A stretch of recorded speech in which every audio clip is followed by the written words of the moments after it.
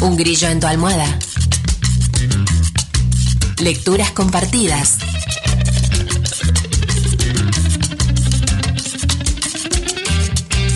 Cuatro labios leen mejor que dos.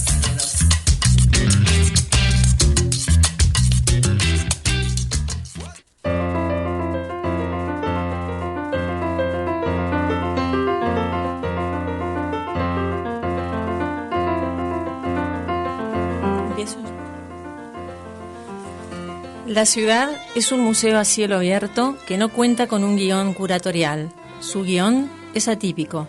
Un museo que podemos recorrer siendo parte del mismo con solo caminar atentamente sus calles y sus espacios públicos, poniéndonos en clave de formular preguntas. Nos permite indagar acerca de quiénes son o fueron emprendedores de diferentes marcas en la ciudad y qué rol jugamos cada uno de nosotros en la construcción de la memoria. Este museo, que es la ciudad, puede tener un patrimonio material y perdurable, como también otro efímero e intangible. Sus calles dan cuenta de las voces más audibles, pero también de las omitidas y las que buscan reconocimiento. Todos estos patrimonios no son estáticos. Se van nutriendo y van dando cuenta de la historia, de las políticas de memoria y de las construcciones culturales de quienes habitan la ciudad. A 40 años de Malvinas, las memorias de la guerra siguen reescribiéndose en las calles de la ciudad.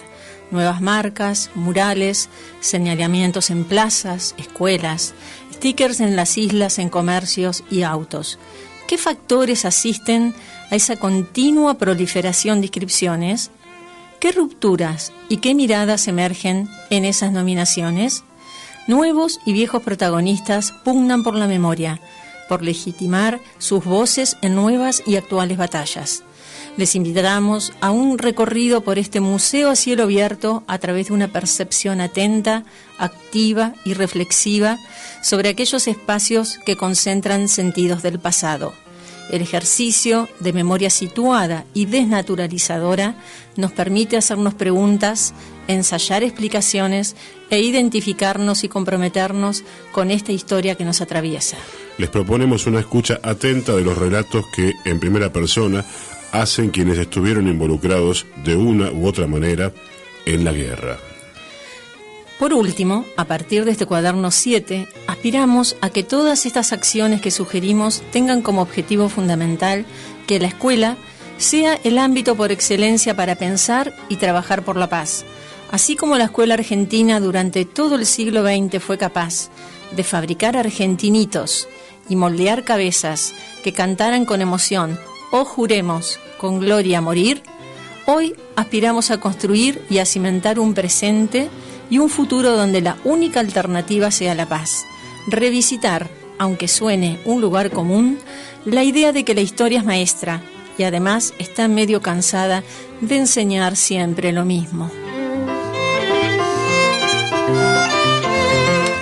Estamos compartiendo lecturas con Fabiana Tolcacher. Bueno, muchas gracias por venir. Buenas tardes, ¿cómo estás? Buenas tardes y muchas gracias a ustedes por haberme convocado a este encuentro. ¿Qué estamos leyendo?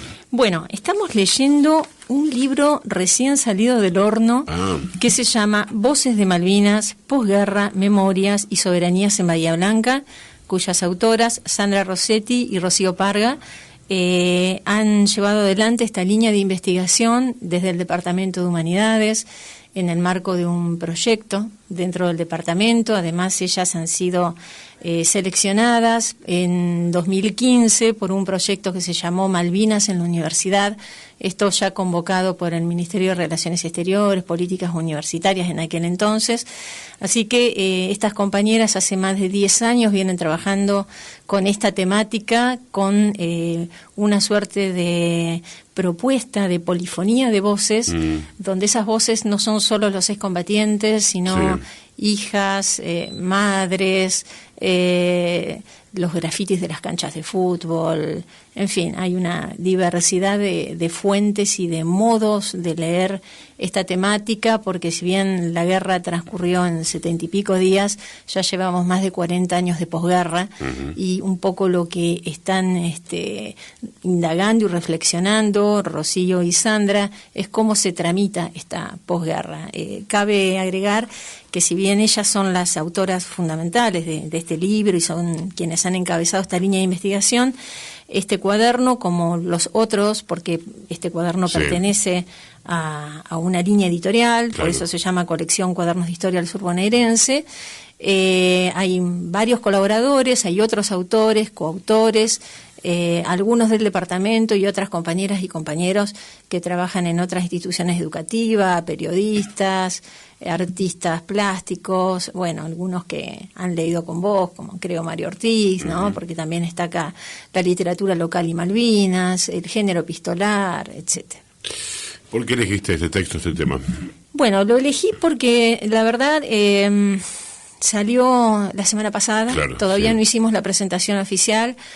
Pensé que era una oportunidad para hacer la difusión, porque a nosotros nos interesa muchísimo circular, que la cuestión académica no quede enclaustrada, no sea una reproducción endogámica. Sobre todo en un material como los cuadernos, ¿no? Claro, que está pensado también para las aulas, porque tiene la segunda parte con distintas propuestas didácticas, pero además para el público en general. Claro, sí, sí. Porque me parecía que era una oportunidad interesante, sobre todo para la difusión, para la concientización, porque yo también pertenezco a esa generación. Yo nací en el 63, de haber sido varón posiblemente me hubiera tocado ese destino, entonces también estoy atravesada desde mi sensibilidad, no solo desde una cuestión académica, con la temática, y creo que mis compañeras por algo han elegido también esta línea de investigación.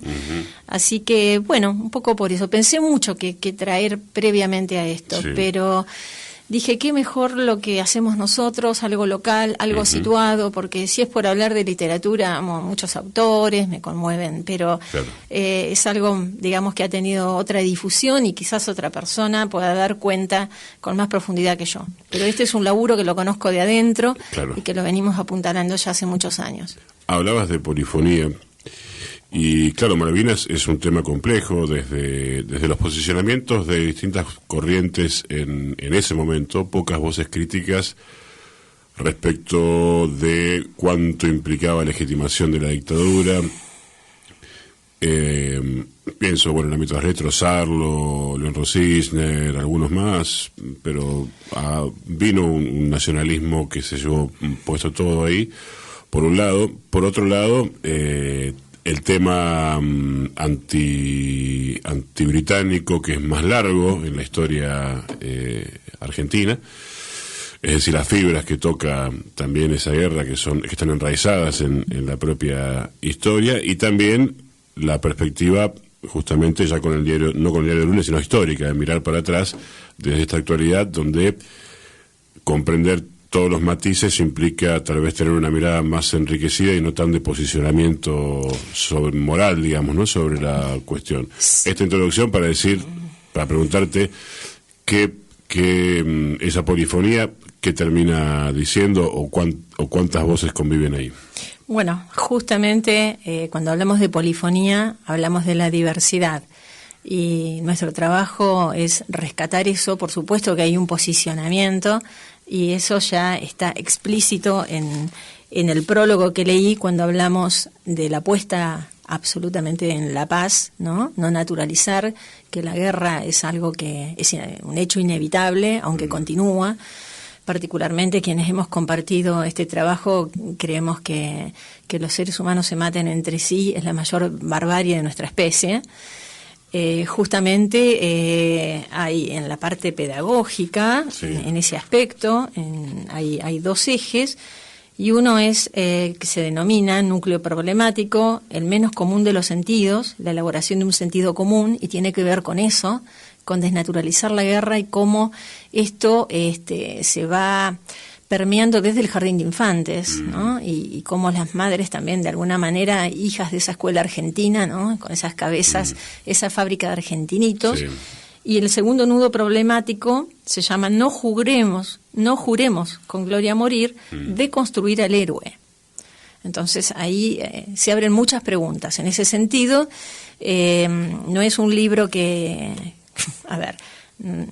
abre reflexiones, que abre preguntas, que instala diversas voces, pero estas tensiones que vos acabás de mencionar en relación a intelectuales, con respecto a miradas críticas, conviven acá. Todas esas voces conviven, y me parece que la riqueza de este texto es eso, es incitar a la reflexión a partir de ese encuentro o desencuentro de distintas voces. Y además localizado, ¿no? Porque está situado, claro. Porque estas voces son de Bahía Blanca y la región, te diría, mayoritariamente. Es lo que pasó acá, y entonces siempre tratamos de pensar las historias. Esta es una apuesta de esta colección, desde lo local, porque si no estamos con esa mirada ¿no? muy desde el puerto, como una historia nacional genérica que no reconoce matices. Y creo que acá la cuestión de lo que fue Malvinas, por las características de Bahía Blanca, la atravesó de un modo muy fuerte de acá hacia la Patagonia. Entonces, nosotros siempre rescatamos, digamos, la trama local de aquellos sucesos que nos han atravesado a nivel nación. Estábamos recordando a Mercedes Sosa la semana pasada, 9 de julio, su cumple. Respecto de O Juremos con Gloria Morir, ella cambia cuando graba la versión y dice O Juremos con Gloria Vivir. Exactamente. Bueno, apostamos, amo a la Negra Sosa, sí. No soy una persona que me reconozco fanática en nada, pero sí, con la Negra, digamos, guardo ese sentimiento, esa conexión desde muy chica, pues adoro el folclore y toda esa selección que ella ha hecho y su evolución. Y la Negra sigue viviendo, es como Gardel. Estamos compartiendo lecturas con Fabiana Tolcacher.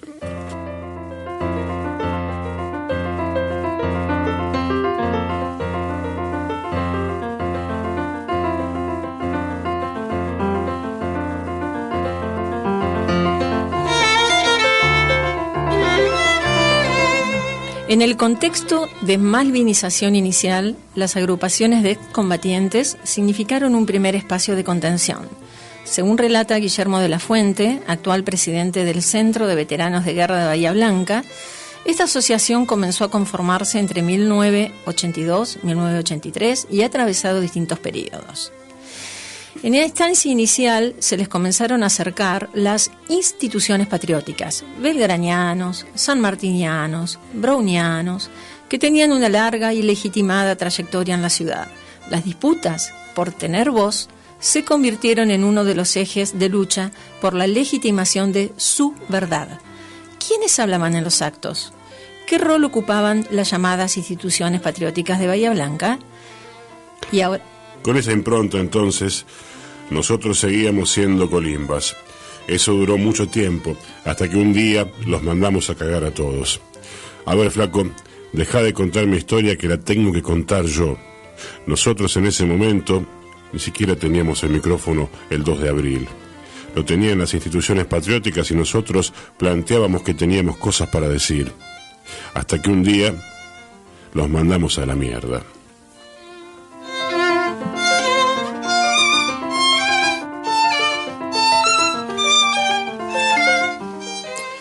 Días previos a la inauguración de la plazoleta Veteranos de Guerra Continentales, el 26 de marzo del 2022, al conversar en forma ocasional, un exsoldado movilizado a la Patagonia nos dijo: nosotros queremos lo que nos corresponde, ni más ni menos. ¿Y qué sería? La ley 28.848 dice que todo veterano de guerra es un diploma, una medalla, y siempre hubo una pensión de 1.000 pesos, 500 pesos, no sé cuánto. A mí me dicen que yo no participé en la guerra. Yo era el chofer del jefe de compañía. Íbamos a Comodoro, bajábamos los muertos, los llevábamos. ¿Esas no son acciones inherentes a la guerra? Así que ustedes van a armar su lugar acá. Yo estaba en contra de esto. Sí, tenemos un lugarcito, pero vamos a tener 2 actos de Malvina a 5 cuadras de diferencia. Es como que a mí me parecía que no tenía asidero 2 actos, porque los muertos, ellos dicen, están deshonrando nuestros muertos, pero son nuestros muertos también.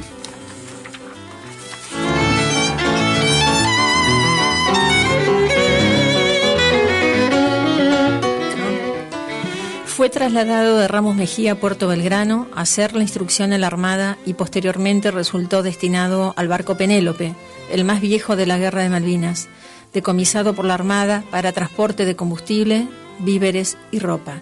Estamos hablando de Roberto Hertzner. En Puerto Belgrano nos bailaban en el frío y en el viento a los que no íbamos a misa los domingos. No obstante, advierte que aplaudir cardos y barro no era un trato diferenciado por su condición de judío, sino a todos aquellos que no concurrían a misa por diferentes credos o convicciones, como los testigos de Jehová. Me parece que la contradicción fundamental es de clase, y en mi experiencia, y en las que conozco en la Colimba y en Malvinas, sobre todo, en una fuerza tan profundamente clasista como la Armada Argentina, el discriminado era el pobre más que el judío. El capitán que me mandó con el grupo que tomamos el Penélope el 5 o 6 de mayo del 82 en Puerto Argentino, y es el centro de mi libro, Los viajes de Penélope, me pidió disculpas. Me dijo, perdóname que te mandé con estos negros, pero esos negros son mis hermanos del alma. Estamos compartiendo lecturas con Fabiana Tolcacher. ¿Podemos recordar, por favor, qué estamos leyendo para que recién se Estamos leyendo un libro que acaba de salir, que vamos a presentar, puedo adelantarlo ya, paso el chivo, sí. El 23 de agosto. Ajá. Aún no sé la hora, creo que 19 horas aproximadamente, bien. En Casa de la Cultura de la Universidad del Sur. El libro se llama Las voces de Malvinas, posguerra, memorias y soberanías en Bahía Blanca. Las autoras son Sandra Rossetti y Rocío Parga, pero hay capítulos con otros autores y autoras y colaboradores. Y bueno, estamos leyendo fragmentos de estas polifonías de voces que dan cuenta de muy diversas situaciones y matices, y sobre todo desde la experiencia local. Sí, muy marcado está el libro. Se lo ve, con muchos señaladores, con sí. Hojitas marcando. Sí, porque, bueno. Bueno, la técnica de la entrevista en la construcción de la historia.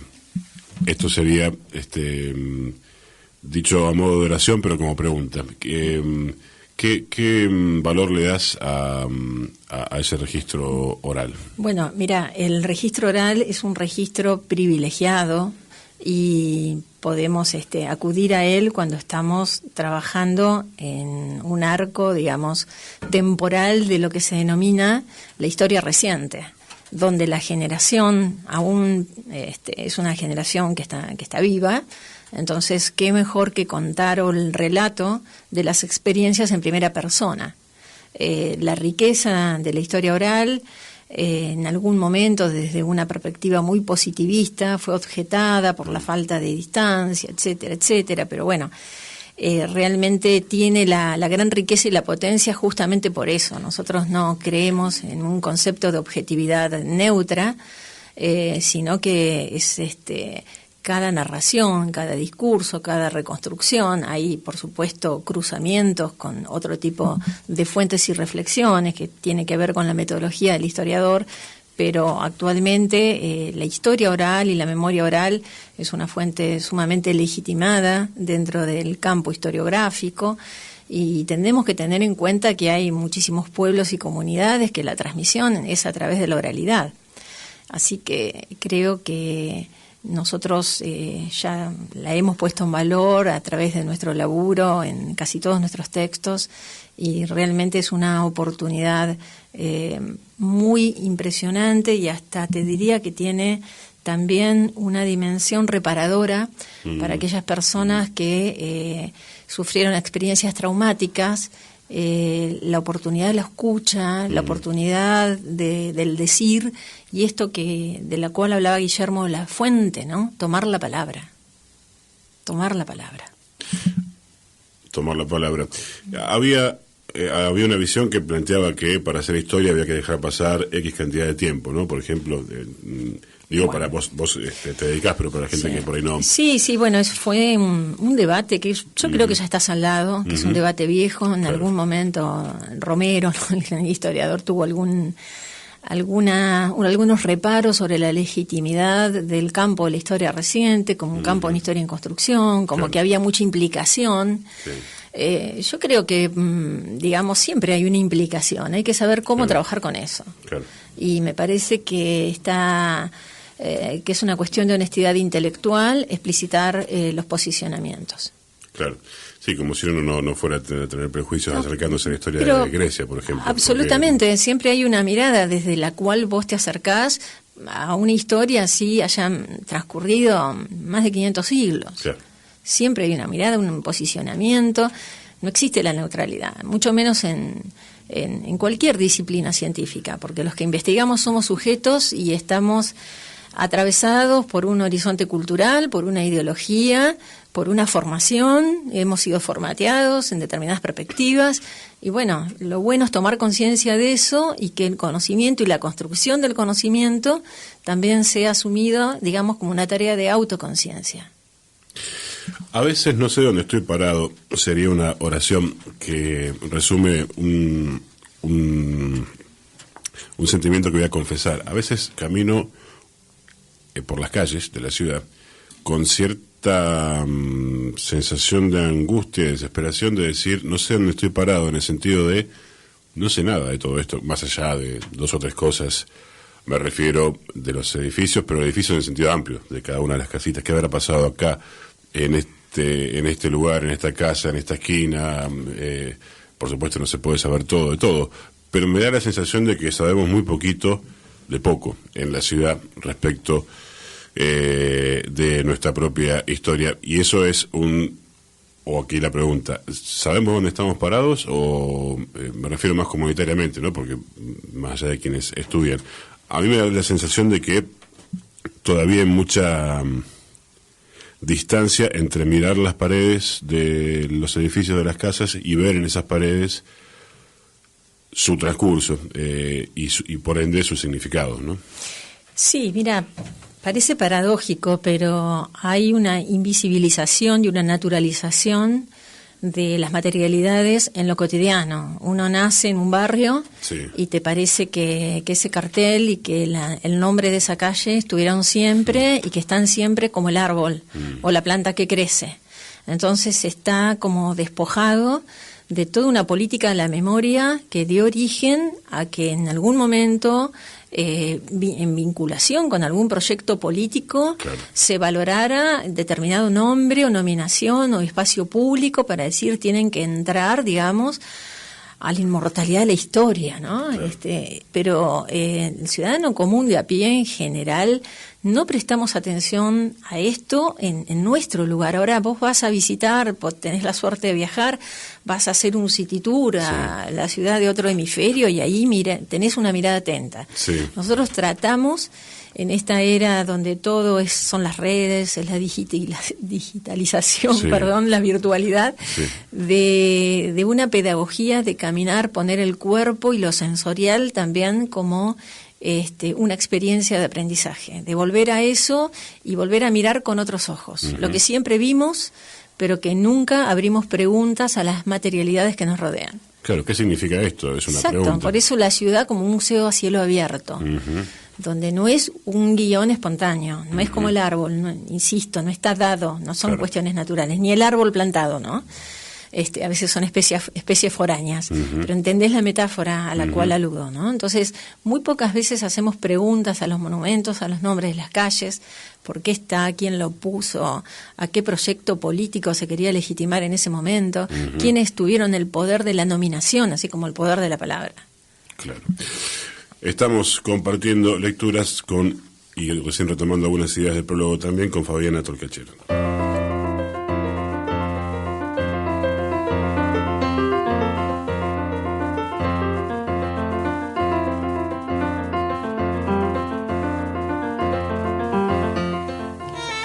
En los distintos relatos vemos a las islas como un lugar convocante, que permite resignificar experiencias.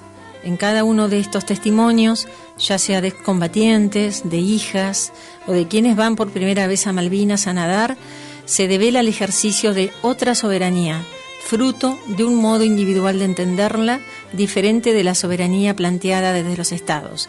Estas acciones de una inconmensurable potencia se tornan pequeños signos de rebelión, actos invisibles a la óptica del poderoso, que intentan colarse para formar parte de la memoria de Malvinas, convirtiéndose en memorias irreverentes frente al relato sagrado. Acá la idea es recuperar en términos de dar. Es lo contrario de apropiarse vía la guerra. Imagínate que los 40 millones de argentinos diéramos algo muy valioso para recuperar las islas, algo que tuviera que ver intrínsecamente con uno. En mi caso fue nadar en aquellas aguas. Ese es el tema. Hacerlas venir de alguna manera. Yo tenía la intención de culminar mi carrera nadando en las aguas de Malvinas. De algún modo se trataba de una síntesis perfecta de mi vida. Soy parte de esa generación de Malvinas. Estaba en 5º año cuando fue la guerra. Nosotros tuvimos que pensar y repensar Malvinas. Una generación diezmada perversamente. La perversión de la causa justa. Eso es terrible.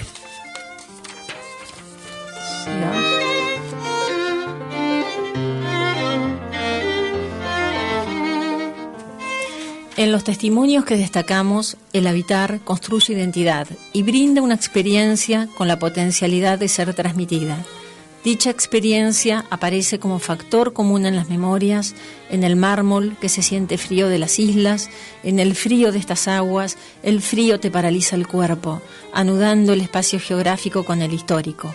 En 2017, el proyecto Desafío del Atlántico Sur, organizado por la agrupación Nadadores de Aguas Frías, se sumó la Fundación No Me Olvides, cuyo interés es identificar a los soldados que en el cementerio de Darwin estaban enterrados bajo una placa que decía: soldado argentino, solo conocido por Dios. Iba mirando el fondo, iba mirando todo, porque era bastante transparente el fondo. Iba pensando eso. Las primeras 123 brazadas las hice como en homenaje y fui cantando 1, 2, 3, contando 1, 2, 3, 1, 2, hasta las primeras brazadas. Después se me fue de la cabeza. Por el frío no llegué. Era la intención, pero no llegué. Y ahí empecé a pensar. Se me había perdido el dolor de las manos y pensaba, y sí, lo tengo que poder hacer. Si acá hubo... ¿Por qué no lo voy a poder hacer si estoy viva? Estoy en estas aguas. Imaginaba eso. Cómo hay un montón de almas ahí que no lo pueden contar o no sé. Me imaginaba eso. Como un montón de historias que quedaron ahí y que nunca se contaron. Estamos compartiendo lecturas con Fabiana Tolcacher. Recordamos por favor nuevamente el libro que estamos leyendo. Sí, el libro es Voces de Malvinas, Posguerra, Memorias y Soberanías en Bahía Blanca. Que se presentará en agosto, el día... 23 de agosto. 23 de agosto, ya veremos hora. Casa de la Cultura, creo que 19 horas. Después te pasaré el chivo más cerca del evento. Perfecto. Y están, por supuesto, invitados. Bueno, hemos adelantado acá algunas puntitas, hay más voces. Ya estamos por terminar por el horario, pero me parece una excelente idea la que tuviste, porque uno se acerca ya a un trabajo rico de miradas, efectivamente. Es decir, hemos leído aquello que hemos dicho o dado cuenta en este texto. Claro, hay un montón de testimonios que no van a ningún lado, ¿no? Si fuera solo por el registro periodístico diario, que está más o menos por el lado de policiales, de esto, del otro, las historias de lo común, en este caso es Malvinas, y es emblemático, es significativo, pero hay, por ejemplo, una historia del deporte, la historia de la solidaridad, por ejemplo. Pienso en el 2020, plena pandemia, cuántos comedores se abrieron, como todo eso a veces no encuentra quien desee contarlo, ¿no? También. Sí, es una cuestión. Hablo de posicionamientos, sí. Hablo de sensibilidad, y creo que hay una nueva generación de historiadoras, historiadores que tienen una mirada hacia estas cuestiones, y creo que en algún momento van a encontrar cómo ser contadas. Yo en ese aspecto soy optimista porque, bueno, como estoy en la universidad y en contacto con gente más joven que yo, becarios, etcétera, hay digamos un abanico bastante enriquecedor para mirar estos hechos que vos mencionaste, historia más reciente de las luchas, de las conquistas, de las pérdidas también, justamente, sí. Y bueno, yo creo que sí, que van a ser contadas, como diría Dragún, no historias para ser contadas del lado del teatro también. El hecho de que la historia argentina, del Estado argentino, sea tan breve, ¿ayuda a comprenderla o complica? No, yo creo no asocio la brevedad con la complejidad. Creo que depende de la mirada y la perspectiva como se la estudie. No asocio esta cuestión. No, creo que sea breve no quiere decir que sea simple, todo lo contrario. Y si hablamos de la Constitución del Estado argentino, pero si hablamos del virreinato, hablamos del continente, y de aquellos pueblos originarios, y sus luchas actuales.